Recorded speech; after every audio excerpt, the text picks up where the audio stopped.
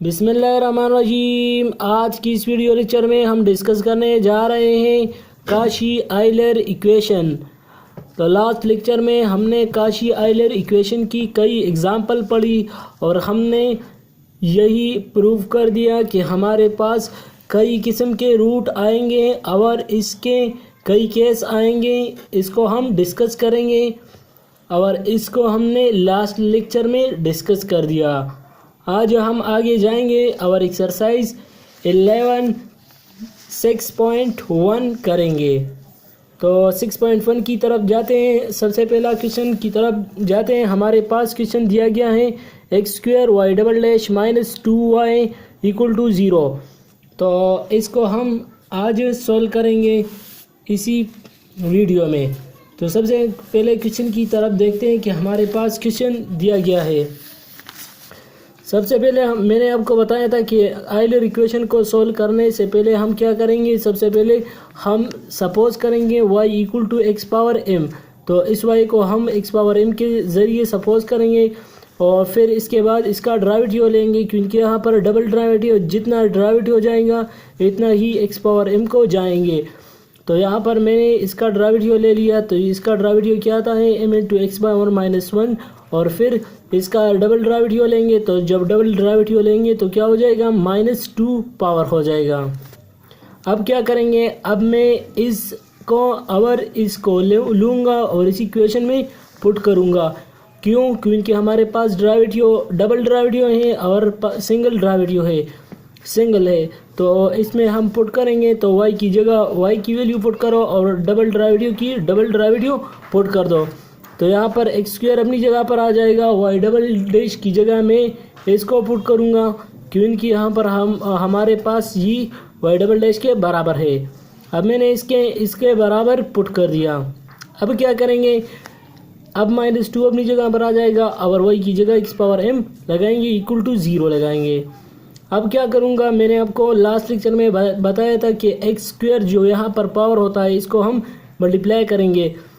जब इसको मल्टीप्लाई करेंगे तो हमारे पास सबसे पहले इसको मल्टीप्लाई कर देंगे। तो इसके जो वैल्यूज़ हैं इसको जब मल्टीप्लाई कर दें तो हमारे पास m² - m आ जाएगा।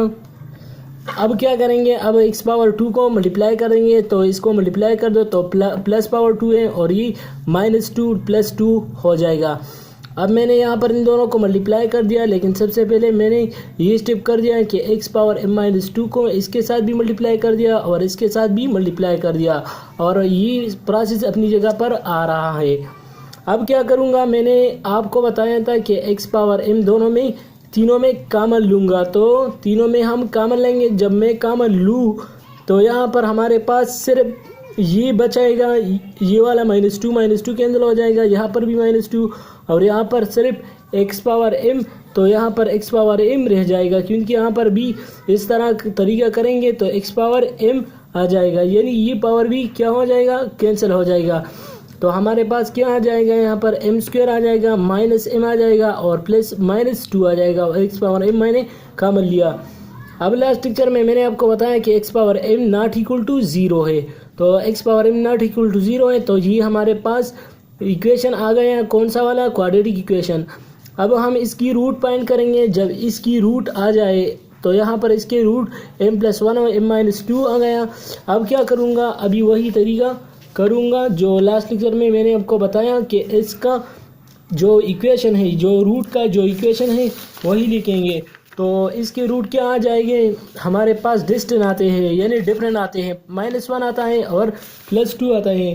तो जब डिस्टेंट रूट आएंगे तो इसके लिए हम क्या इक्वेशन लिखेंगे, c1 x⁻m1 + c2 x⁻m2। तो ये वाला इक्वेशन हम यहाँ पर लगाएंगे। तो यहाँ पर मैंने वही इक्वेशन लगा दिया और यहाँ पर हमारे पास ये रूट आ गए और जनरल इक्वेशन मैंने लिख लिया। अब क्वेश्चन नंबर 2 की तरफ देखते हैं। हमारे पास क्वेश्चन दिया गया है x² y double dash +y = 0।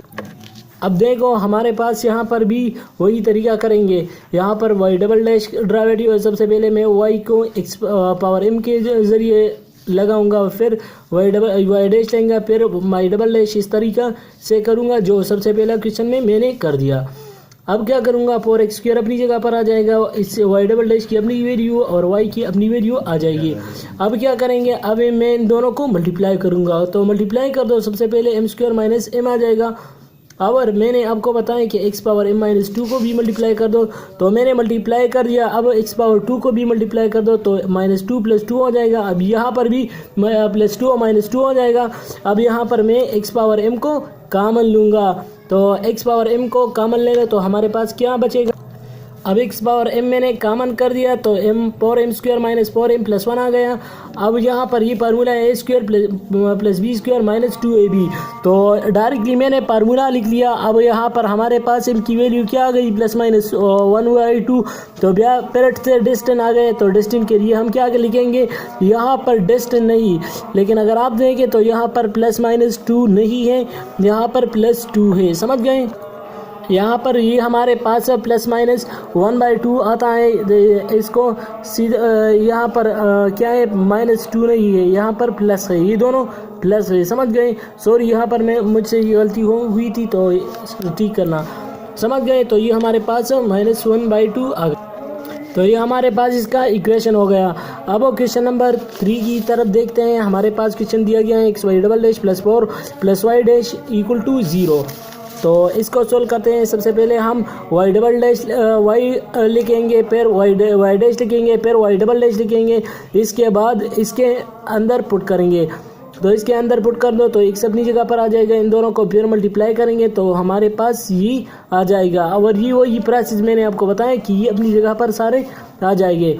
लेकिन यहाँ पर अगर आप देखें तो ये हमारे पास क्वेश्चन इक्वेशन नहीं था, तो यहाँ पर इन दोनों को मल्टीप्लाई कर दो तो हमारे पास क्या हो जाएगा, x पावर m माइनस 2 + 2 हो जाएगा। अब यहाँ पर x पावर m कॉमन ले लो, तो मैंने सबसे पहले x पावर m कॉमन ले लिया, लेकिन यहाँ पर ये दोनों कैंसिल हो रहे हैं, तो दोनों को कैंसिल कर दो। प्लस है एक माइनस है, तो m² = 0। तो फिर से इक्वल रूट आ गए, तो इक्वल रूट के लिए हम ये इक्वेशन लिखेंगे, नेचुरल लॉग x को ज़्यादा करेंगे। और x पावर 0 है, तो x पावर 0 का दोनों का मतलब नहीं है, दोनों का आंसर सेम है। तो यहाँ तक हमने कर दिया। आने वाली वीडियो में हम क्वेश्चन नंबर 4 करेंगे। तो अगर आपको ये वीडियो पसंद आ गई तो प्लीज़ लाइक एंड सब्सक्राइब करना मत भूलिए। अपने दोस्तों के साथ शेयर करें।